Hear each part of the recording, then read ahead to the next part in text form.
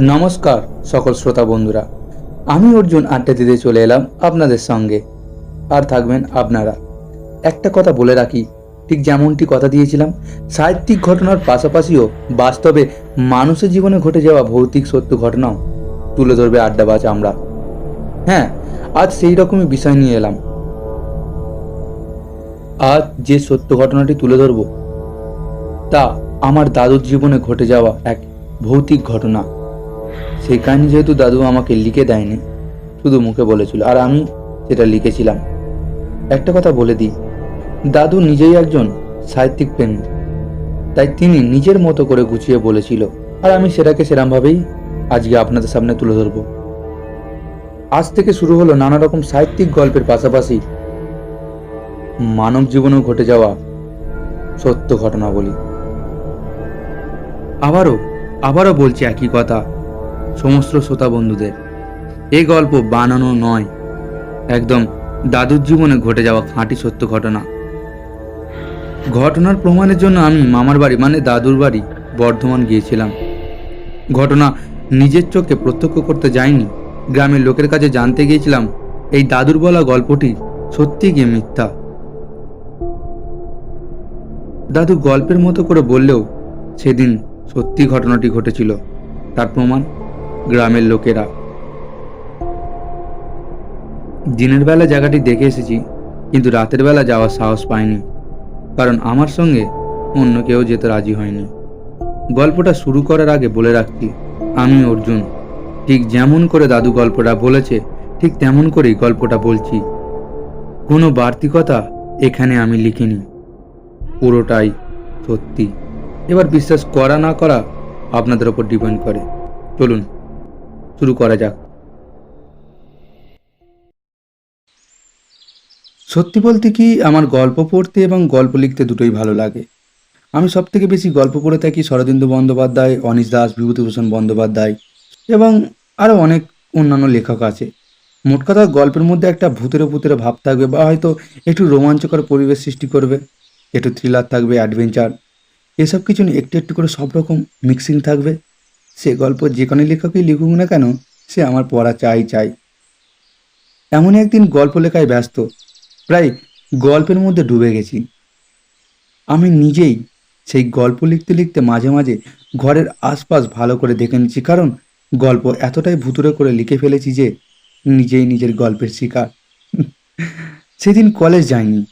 সত্যি বলতে এই গল্প লেখার আর গল্প পড়ার এতটাই নেশা যে প্রায় কলেজ কামাই করে থাকি। তার জন্য ঘরের লোকের কাছে কথাও শুনতে হয়। যাই হোক, আসল ঘটনায় আসা যাক।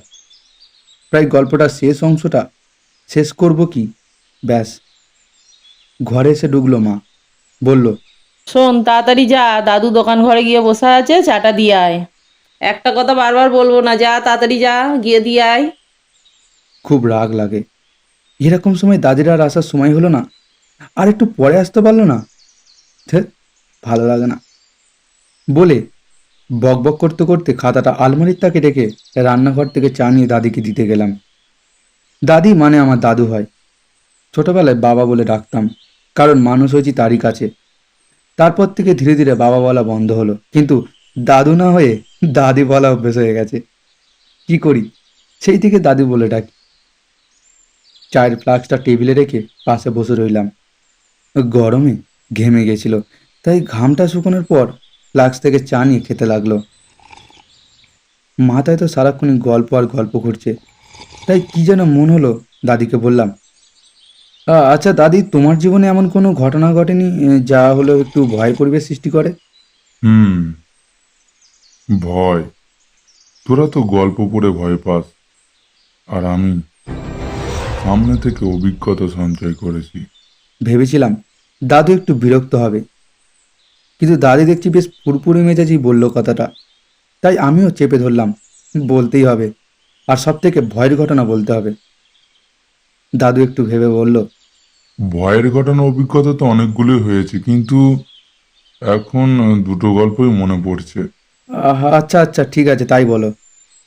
বেশ জম্পেশভাবে বসে বললাম। দাদি বলতে আরম্ভ করলো, আমার বয়স এখন 63+। আমি যখনকার কথা বলছি তখন আমার বয়স 19। মাত্র 17.5 বছর বয়সে কাজে লেগেছি কলকাতায় এসে। হাফ প্যান্ট পরতাম তখন। বাবা নিয়ে এসেছিল। বাবার সোর্সে এমএল হোস্টেলে একটা চাকরি পেয়েছিলাম। সত্যি বলতে আমার অত শত কাজে মন ছিল না, তাই বারবার কাজ ছুটি করে ঘরে চলে যেতাম। কাজও খুব কামাই হতো। একদিন বাবা ঘরে ডেকে বেশ ঝাড় দিল। কেন, কিসের জন্য এত কাজ কামে করিস? তার উত্তর আমার কাছে একটাই ছিল, আমার এখন খেলার বয়স। এই কথা শুনে বাবা তো বেধড়ক দিল, কারণ আমি যে সারাক্ষণ কি করে বেড়াই বাবা কেন গ্রামের সকলেই জানে। তাই বাবা আমাকে কাজের জন্য কলকাতায় পাঠিয়েছিল। যাই হোক, সেইবার বেধড়ক মার খেয়ে এই যা গ্রাম ছেড়ে কলকাতায় চলে এলাম, আর যাইনি। প্রায় 1 বছর হয়ে গেছে গ্রামে পা রাখিনি। তখনকার দিনে এখনকার মতো এত মোবাইল ব্যবহার হতো না, তাই সেরকম যোগাযোগ ব্যবস্থাও ছিন্ন হয়ে গেছিল। একদিন ডক্টরের সঙ্গে কথায় মত্ত, কোনো রুগী নেই, তাই গল্প করছি দুজনে। হঠাৎই একটা চিঠি এলো আমার নামে। চিঠিটায় লেখা ছিল, রণজিৎ, অনেকদিন তো হলো তুই গ্রামে আসিসনি। তুই হয়তো রাগ করে আসিসনি, তোকে মেরেছিলাম তোর ভালোর জন্য। যাক, তোকে চিঠিটা লিখছি কারণ আমার শরীরটা সেরকম ভালো নেই, খুব খারাপ অবস্থায় আছে। তোকে খুব দেখতে ইচ্ছা করছে, তুই তাড়াতাড়ি এসে দেখা করে যা। ইতি তোর বাবা। চিঠিটা পড়ে মনটা খারাপ হয়ে গেছিল। সেই দিনই দরখাস্ত করলাম 2 সপ্তাহ ছুটির জন্য। 2 দিন পর ডাক্তারবাবু বললেন, রঞ্জিত, তোমার ছুটি মঞ্জুর করেছে। তুমি তাহলে কবে বেরোচ্ছ? আমি আনন্দের সঙ্গেই বললাম, ছুটির মঞ্জুর করে থাকে তো কালই রওনা দেব। রাতে ঘরে ফিরে গোছগাছ করে রাখবো। বেশ, তাহলে তাই করো। রাতে বাড়ি ফিরে সবকিছু গোছগাছ করে নিলাম। পরদিন দুপুরে খাবার সেরে বেরোবো বলে ঠিক করছিলাম, কিন্তু কপাল কাকে বলে, সকাল থেকেই বৃষ্টি। সেপ্টেম্বর মাস, বর্ষা হয়তো ঢুকছে, কিন্তু কি আর করা যায়। যাব যখন দাঁড়িয়ে আর লাভ কি। ছাতা নিয়ে বেরিয়ে পড়লাম। খুব বেশি জোরে না হলেও মাঝারি ধরনের বৃষ্টিটাই যেন বড় বড় ফোঁটায় রূপান্তরিত হয়ে ছাতা ফুটো করে দেওয়ার উপক্রম করছে। পার্ক স্ট্রিট থেকে হাওড়ায় যাওয়ার বাস ধরলাম। বৃষ্টির গতিটা একটু বেড়েছে। বাস চলেছে হাওড়ার অভিমুখে। বৃষ্টি শুধু আজই নেমেছে ঠিক তা নয়, প্রায় 2 সপ্তাহ এরকম করে যখন তখন বৃষ্টি নামছে। রাস্তায় সেরকম ভিড় না থাকায় বাস প্রায় 30 মিনিটের মধ্যেই হাওড়ায় পৌঁছলো। টিকিট কেটে অপেক্ষা রইলাম বর্ধমান ট্রেনের জন্য। সত্যি বলতে কপাল যে এত খারাপ হবে সেদিন ভাবতেও পারিনি।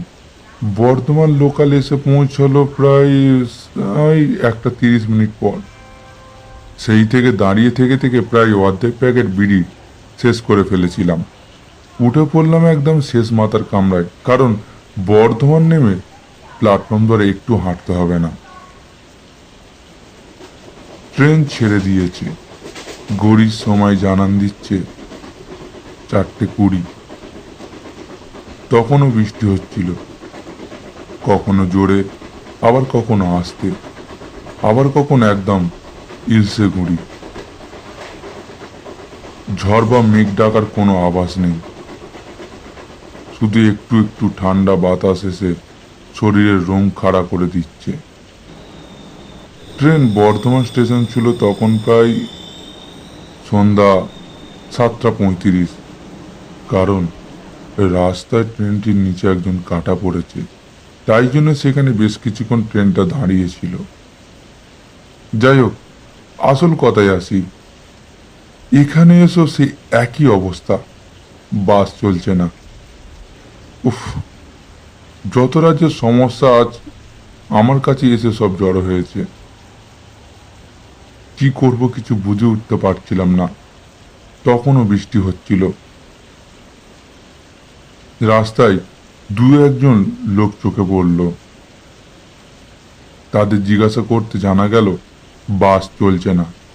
কারণ কি তারাও জানে না।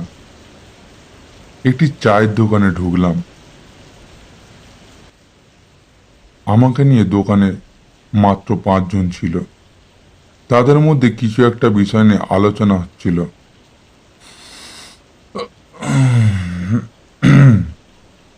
হ্যাঁ, এই যে দাদা, 1 কাপ চা আর 2টো ক্রিম কেক আর বিস্কুট দিন তো। মনের মধ্যে বেশ হতাশার সৃষ্টি হলো। কি করে এখন বাড়ি যাব? বেশ বেড়ে বানিয়েছো কাকা চাটা। তাদের মধ্যে থেকে একজন বলল। আমি আমার চায়ে চুমুক দিলাম।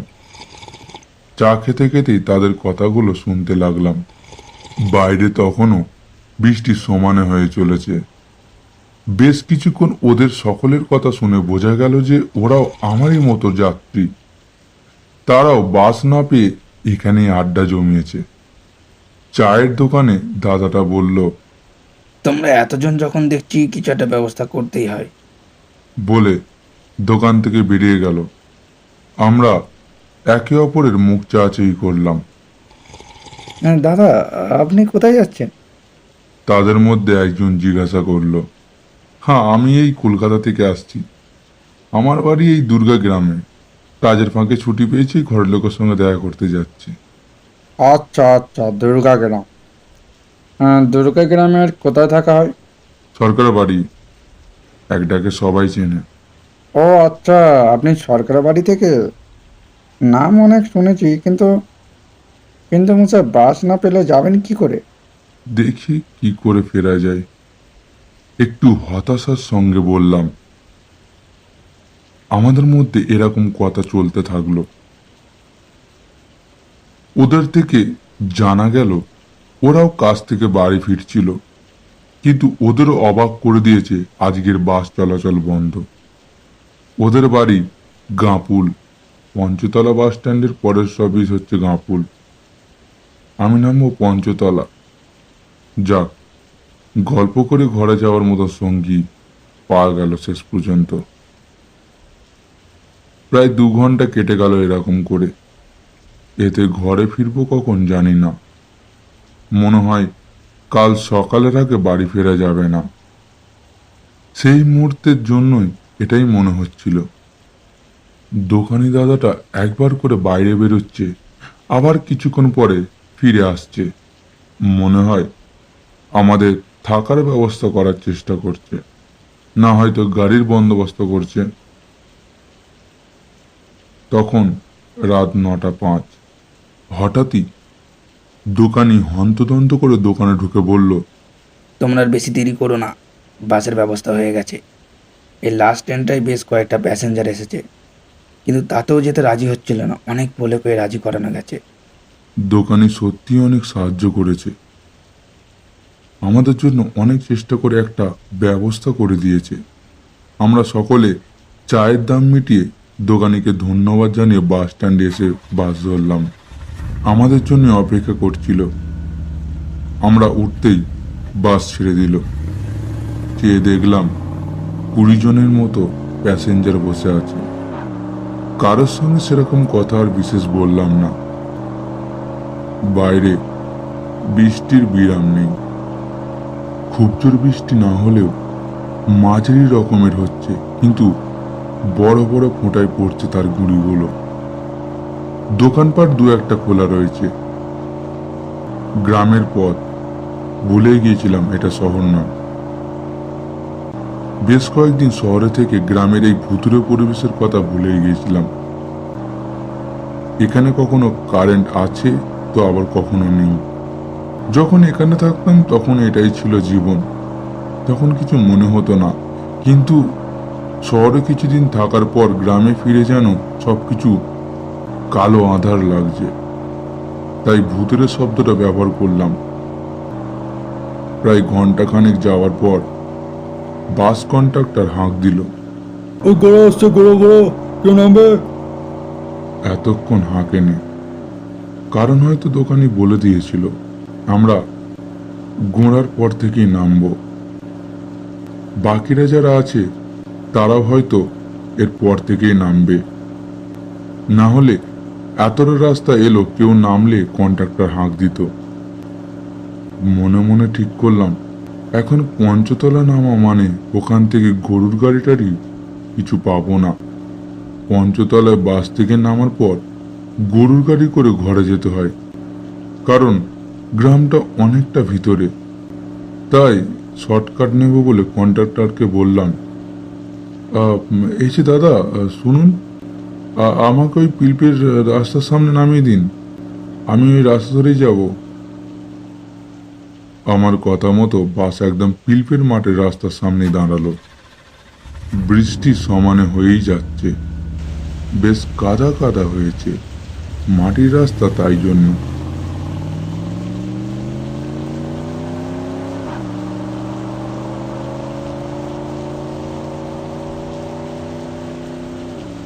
বাস চলে গেলে সবকিছু যেন পাণ্ডব বর্জিত প্রান্তর বলে মনে হতে লাগলো, কারণ এতক্ষণ অনেকগুলো লোক আমার সঙ্গে ছিল, ইঞ্জিনের শব্দ ছিল, এখন শুধু বৃষ্টির শব্দ আর আমার পায়ে চলা প্যাচ প্যাচে কাদার শব্দ।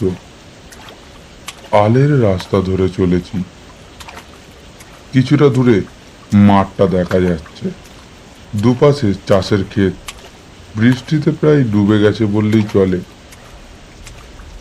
বেশ কিছুটা যেতেই দড়াম করে আছড়ে পড়লাম, গোটা শরীরময় কাদা হয়ে গেল। বাড়ির সামনে এসে গেছি প্রায়, আর বেশি কিছু ভেবে লাভ নেই, ঘরে গিয়ে সবকিছু ছেড়ে দিয়ে গরম চা আর তেলে ভাজা নিয়ে বসে পড়ব। ভাবতেই গোটা শরীর ভিতর থেকে বেশ গরম হয়ে উঠল, কারণ এতক্ষণ ঠান্ডায় লাগছিল। এই গরম চা আর তেলে ভাজা আমার গোটা শরীরটা আন্দোলিত করে তুলল। যাই হোক, আসল কথাটা বলি।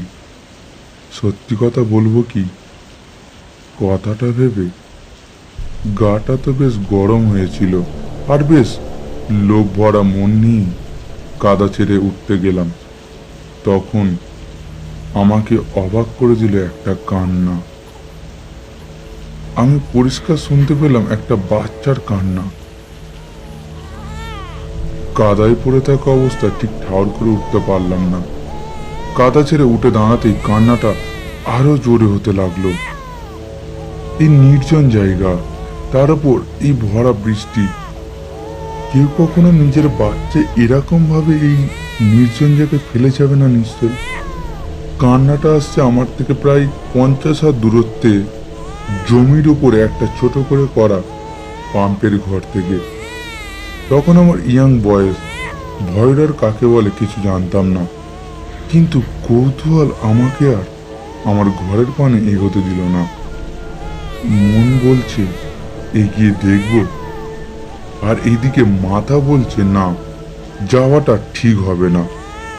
আমার কাছে মাথার মধ্যে ঘুরতে থাকা কথাটা কাজ করলো না, মনের কথাই আমাকে টেনে নিয়ে চললো ওই কান্নাটার দিকে। এক পা করে এগিয়ে চললাম। কান্নাটা যেন আরো জোর হতে লাগলো। আমি তো বেশি এগিয়ে যাইনি যে এত জোরে শোনাবে, মাত্র 2-4 পা এগিয়েছি, তাতেই এত জোর শোনাচ্ছে। আমি আরো 2-1 পা এগিয়ে গেলাম। তোকে সত্যি বলছি অর্জুন, সেই মুহূর্তের কথা যদি তুই রাতে বলতিস, তাহলে মনে হয় এতক্ষণে আমাকে ঘামটা দেখতে পেতিস। আমি লক্ষ্য করে দেখলাম দাদির গায়ে একটা কাঁপুনি সৃষ্টি হয়েছে। হয়তো এই দিনের বেলাতেও সেই বৃষ্টি পড়া রাতে পৌঁছে গেছে। আমি বললাম, তারপর কি হলো? তারপর কি হলো? কান্নাটা আরো জোর হতে লাগলো। পরিষ্কার বুঝতে পারলাম আমার দিকে এগোচ্ছে কৌতূহল করা কান্নাটা। ভূত প্রেত আমি বিশ্বাস করি না, কিন্তু জীবনে ছিল ওই প্রথম ভূতুরের কান্নার অভিজ্ঞতা।